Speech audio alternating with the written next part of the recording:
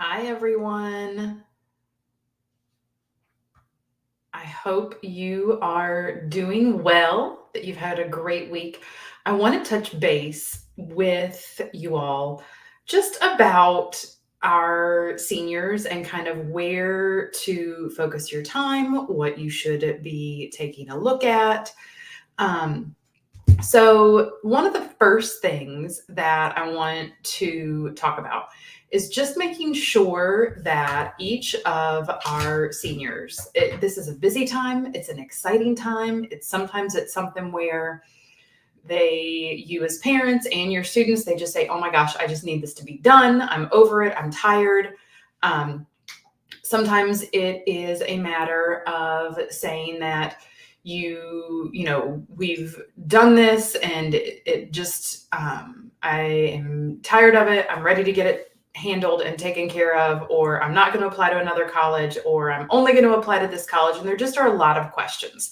So when we get to the middle of August in the summer before senior year, it is something where I really want to share and make sure that you all know what to focus on right now. So one of the first things is, and I've gotten the question a couple times lately of, is it too late? Are we too late? And it's not.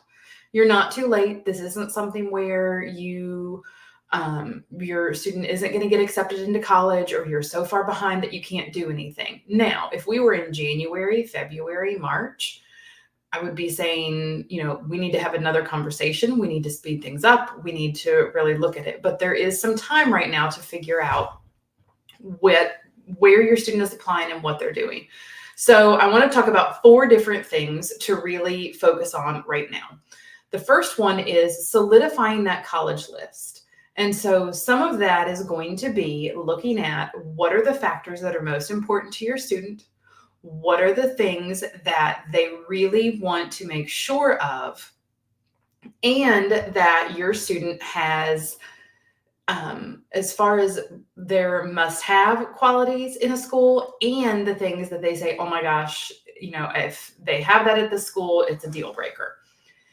Then you want to make sure that you have a well-balanced list. And so having match schools, having safety schools, having reach schools, so that it's balanced and that you all have had some of those financial conversations.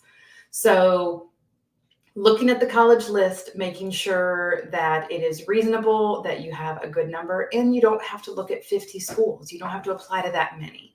So the next piece is, when you're looking at colleges, knowing that they're going to look at GPA, they're going to look at the difficulty level, that rigor of classes that students took, and then also making sure that you know that your student has done the best that they can on a test, whether that be the ACT, whether that be the SAT.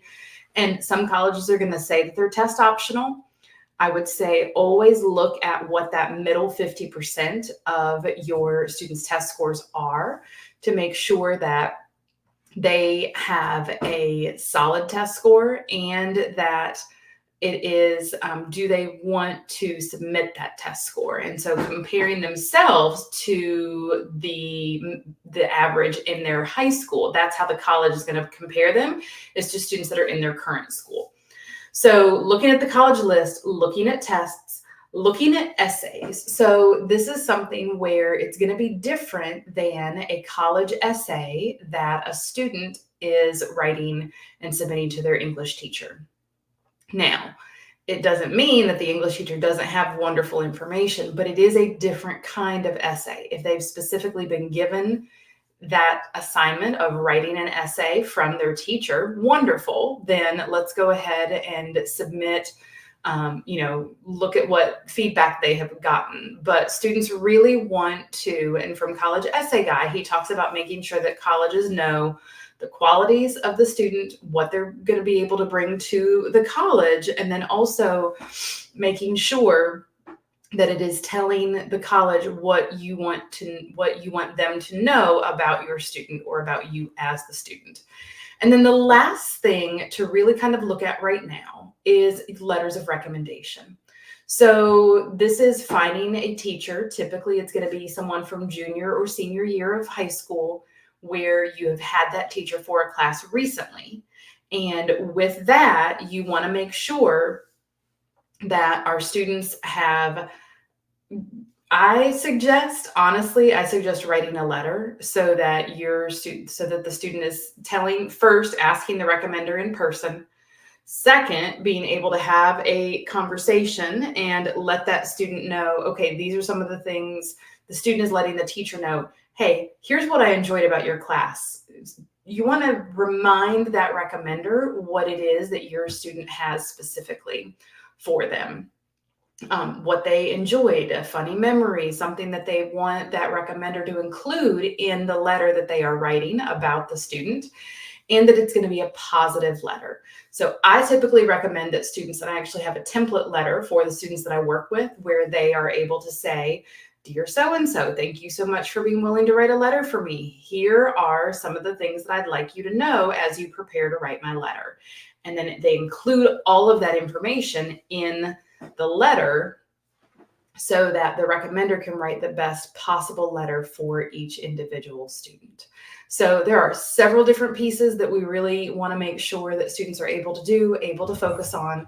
And those are some of the key things to spend time on in August, as it is almost the 20th of August. And so as August is winding down, these are some of the things that you can focus on. And for those of you with juniors, some of the things to be aware of that are coming next year. So I hope this has been helpful. I hope that you'll have a fantastic evening, and I look forward to seeing you soon.